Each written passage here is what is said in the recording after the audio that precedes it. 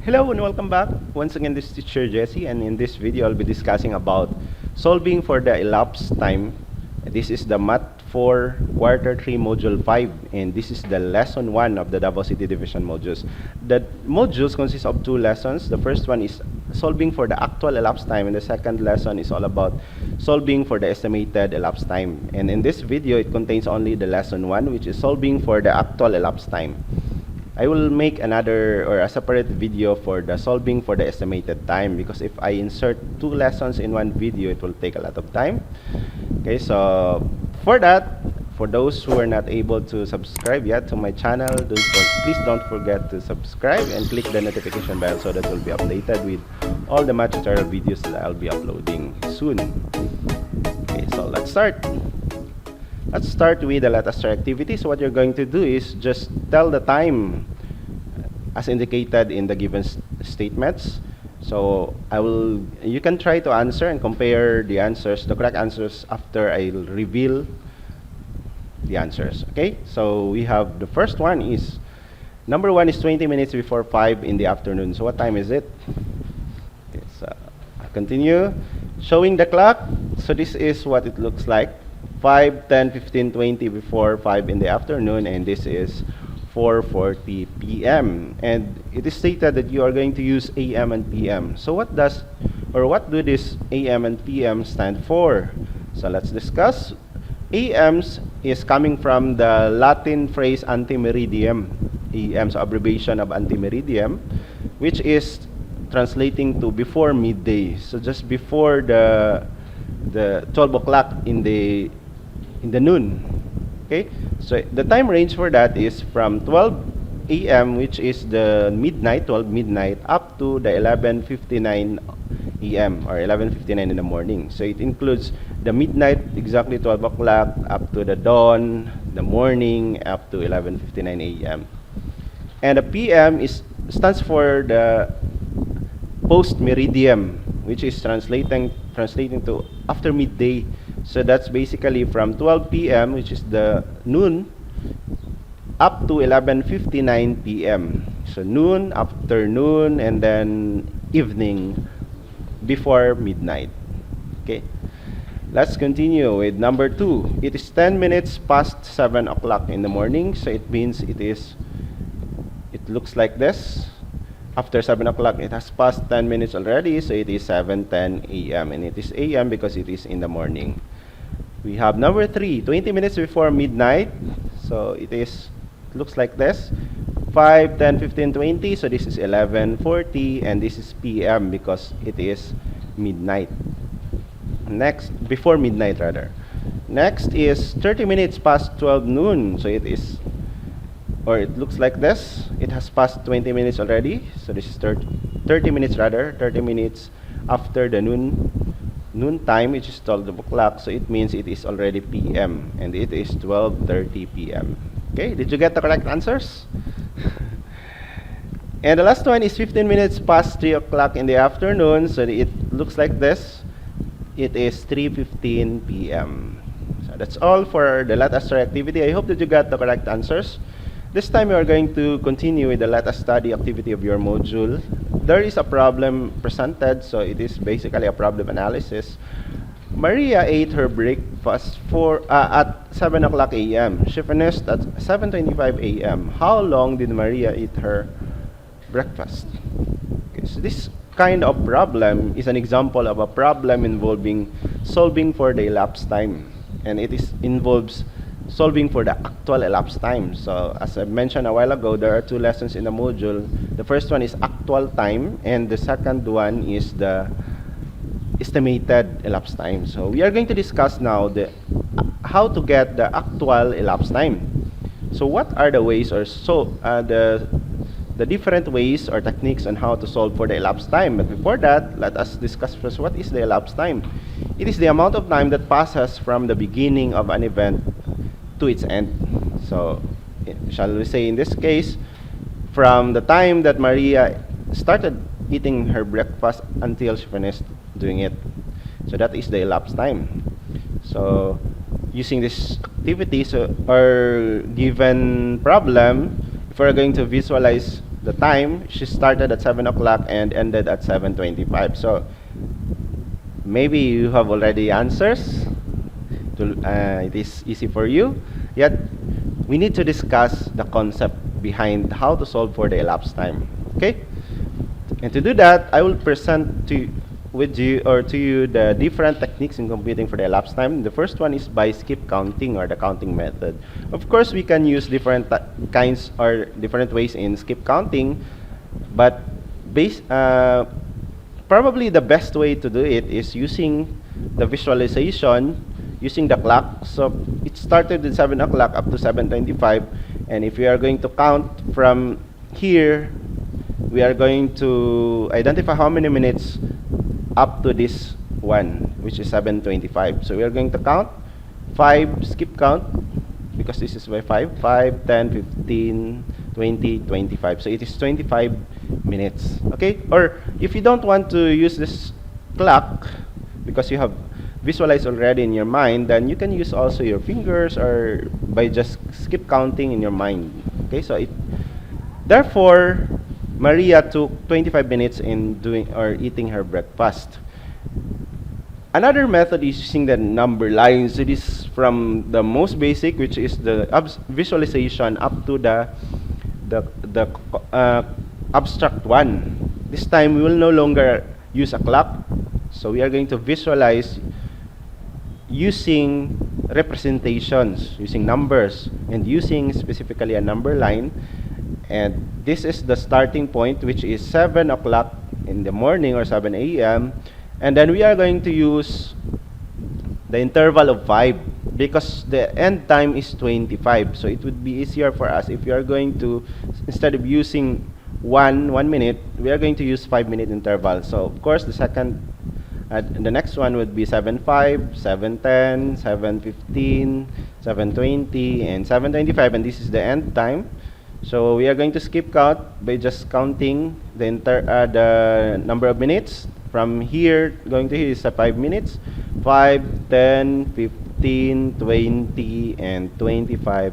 Therefore, Maria took 25 minutes in eating her breakfast, because it is 5 times 5, which is 25. Okay, so that is the second way on how to solve the problem.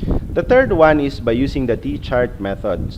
So I will also introduce to you this way, because this method is very effective, especially to those who are still trying to learn the skill of computing for the elapsed time. So let's start with drawing the letter T. It looks like a letter T, and then that is why it is called Tchart. We are going to place here the start time, which is 7 o'clock, and then we are going to add. We are going to decide, since our target is 7:25, then we can use the interval 5. Okay, so we are going to add 5 minutes, so the time would be 7:05, and then we are going to add another 5 minutes. So 5 plus 5 is 10 minutes, and it would be 7:10.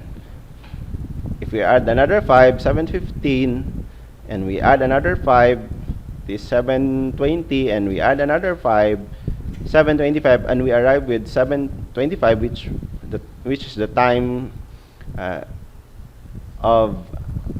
the time wherein Anna or Maria finished eating her breakfast. And if we are going to look at the corresponding number of minutes in the other side, it is 25 minutes. Therefore, Maria took 25 minutes in eating her breakfast. Using the Tchart method, we're able to do it. Don't worry if we are going to look for example, 7:26, then we just add 1 minute. So it could be 26 minutes, and then this is 7:26. So that is the case. In case it is not perfect, or shall we say, the interval is not perfect 5 minutes. Okay? Not exactly 5 minutes. Another way is using the algorithm, or by solving. So the start time is 7 o'clock and the end time is 7:25. We are going to start with the end time, but we have to take note that we are going to use the 24-hour format. Okay? In this case, 7:25 a.m. is just 7:25, and this is the end time. And then the start time is 7 a.m. So we are going to subtract this 7 o'clock from this 7:25, which is the end time. Okay, take note. Okay, next is 5 minus... but before that, before subtracting, make sure that the minute part, which is the 25, can be subtracted by the minute part of the other time, or the start time. Shall we say this is 26? We cannot subtract 25 minus 26. Okay? So 25 minus 0 is 25 minutes, or 5 minus 5 is 0. 5 minus 0 is 5, sorry. 2 minus 0 is 2, and 7 minus 7 is 0. So it means it is 0 hours and 25 minutes, or just right 25 minutes. Therefore, Maria took 25 minutes in eating her breakfast. You see, we got the same answers using 4 different solutions. Okay. So let's have another example, and we are going to use the last one using the algorithm. Okay. And in this case, the problem goes like this. Jose is doing his homework in math. He started at 6:30. There is an indicated seconds, okay? 6 o'clock, 30 minutes and 25 seconds. So that is 6:30 p.m. and finish at 7:10 p.m. But take note, there are seconds. How long did Jose do his homework? So in this case, if there is second involved, then the best way or best technique that would be used would be algorithm, okay? Because it will take us shorter time to do it. Okay, let's start with the starting time, the end time. So make sure that you are not able to write it. You are going to write them correctly. You start with the end time. Okay, in this case, as you observe, this is 7 p.m. You can also write it in 24-hour format. So how did I get this 19? So just since it is p.m. or after midday, so we are going to add 12 to this 7. So 7 plus 12 is 19. Okay, this is effective using the 24-hour format, especially when the start time is a.m. and the end time is p.m. But anyway, in this given example, they are all p.m. You can also use 7 o'clock. We will get the same answer. Okay, I am just showing to you this example so that you will have another example, because in the first one which I gave you, I did not use the 24-hour format because it was AM. Okay, or the 24-hour format is just the same with the given in this case, yan, because 7:25 in 24-hour format is 7:25. Okay, but in this case, 7:10 could be written as 19:10:45, and this one is 12 plus 6 is 18. Okay, and then 45 minus 25 we can subtract. So this is the second part. So seconds part rather. 5 minus 5 is 0, and 4 minus 2 is 2. Okay, if we are going to proceed to the minute part, as you can see, 10 is less than 30, so we cannot subtract 30 seconds or 30 minutes rather from 10 minutes. In this case, we are going to use the regrouping, and in regrouping time, it is different from the usual regrouping that we do. Instead of borrowing just one, we are going to borrow 10 from this, 60 from this, because in 1 hour there are 60 minutes. So 60, we borrow 60 minutes from this hour.